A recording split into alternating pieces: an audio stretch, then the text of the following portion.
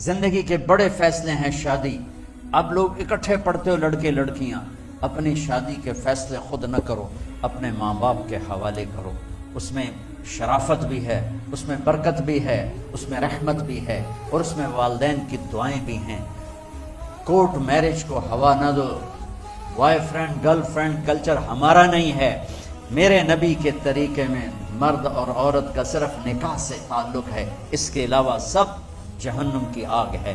اور والدین سے کہتا ہوں کہ اپنے بچوں سے پوچھ کے رشتے کرو، زبردستی مت کرو. میرا معاشرہ بہت سنگین قسم کے جرم کا شکار ہے. بچوں پہ مسلط کر دیتے ہیں، ایتھے ہی کرنی ہے، جٹائیں چی کرنی ہے، بٹائیں چی کرنی ہے، پتہ نہیں آئے کتنے جٹ بٹ. چلو تم ناراض نہ ہو، راجپوتائیں چی کرنی، میں راجپوتوں میں اپنی قوم کو بھی رگڑ دیتا ہوں. راجپوتائیں چی کرنی ہے، کرنی ہی کوئی نہیں.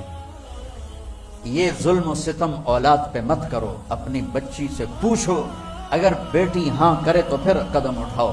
اگر بیٹی کہتے میں نہیں کرنا چاہتی تو وہ نافرمان نہیں ہے. اللہ کے واسطے میری سنو، صرف تم نہیں سن رہے، اس کیمرے سے لاکھوں کروڑوں لوگ سن رہے ہیں. اگر بیٹا یوں کہہ دے کہ ابا میں نے یہاں شادی نہیں کرنی، میرا جی نہیں چاہتا ہے، تو وہ بیٹا نافرمان نہیں ہے، فرما بردار ہے. اس نے شریعت کا حق استعمال کیا ہے.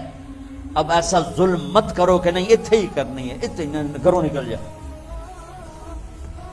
زندگی تم نے تو نہیں گزارنی، زندگی تو بچے نے گزارنی. میں قربان جاؤں. ایک حدیث سنو پہلے، پھر اگلی بات سنا. ما تزوجت وما زوجت الا بوحی من السماء نزل به جبریل. لوگو سنو، میں نے جہاں شادی کی، میں نے جہاں بیٹی کی شادی کی، پہلے آسمان سے جبریل فرشتہ اللہ کا حکم لے کر آیا، پھر میں نے قدم اٹھایا. سمجھ گئے میری یہ بات سمجھ گئے سارے؟ اب اگلی سنو. حضرت علی فاطمہ کا رشتہ لینے آ گئے، اور جبریل ان سے پہلے آ گیا کہ یا رسول اللہ فاطمہ علی کے لیے ہے. باپ محمد مصطفیٰ جیسا ہے، رشتہ مانگنے والا علی جیسا ہے، اور بیٹی فاطمہ جیسی ہے. اور آپ پوچھتے ہیں علی کیسے آئے؟ وہ شرم کی وجہ سے کچھ کہہ نہ سکے، چپ. آپ کو تو پتا تھا، آپ نے فرمایا فاطمہ کے رشتے کے لیے آئے ہو؟ کہا جی. تو جبریل تنال بیٹھا ہوا ہے کہ یا رسول اللہ اتھے ہی کرنا ہے. آپ نے ہاں نہیں کی، آپ نے کہا انشاءاللہ، اور یہ کہہ کر اٹھ گئے. انشاءاللہ نبی کا ہاں ہی ہوتا ہے. لیکن جبریل کے آنے کے باوجود اور اللہ کے کہنے کے باوجود میرے نبی کو بھی پتا ہے کہ یہ رشتہ یہاں کاتب تقدیر نے لکھ دیا ہے. لیکن امت کو سبق سکھانے کے لیے آپ گھر تشریف لے گئے. بیٹی فاطمہ کہ جی یا رسول اللہ. کہا علی کا رشتہ آیا ہے، میں ہاں کر دوں؟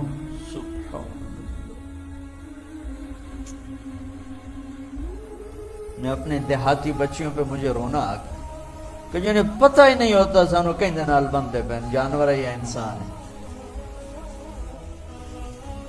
علی جیسا داماد، چلو علی کو چھوڑو، فاطمہ کو چھوڑو، جبریل آیا بیٹھا ہے، جبریل آیا بیٹھا ہے. اس کے بعد فاطمہ سے پوچھنے کی کیا بات ہے؟ جبریل آ کر کہہ رہا یا رسول اللہ، اللہ کہہ رہا ہے فاطمہ علی کے لیے ہے اور علی فاطمہ کے لیے ہے، اور پھر آپ کہتے ہیں بیٹی فاطمہ ہاں کر دو. ہماری تو آج کی بیٹیاں انکار نہیں کرتی، چپ کر کے گاں ماں اس طرح بن چھڑ دن کلے نال.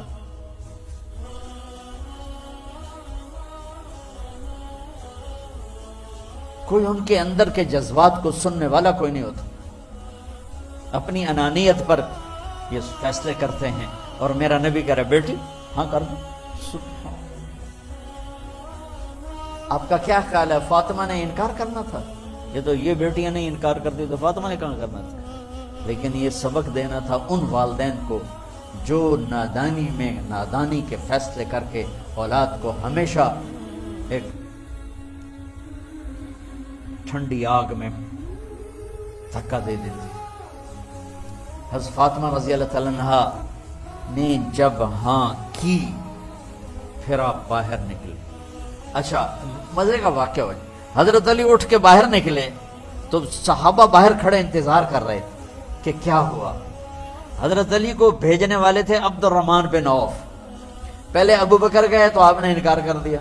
عمر گئے, رشتہ مانگا, آپ نے انکار کر دیا. عبدالرحمن بن عوف نے علی سے کہا آپ جائیں, آپ کا رشتہ رد نہیں ہوگا.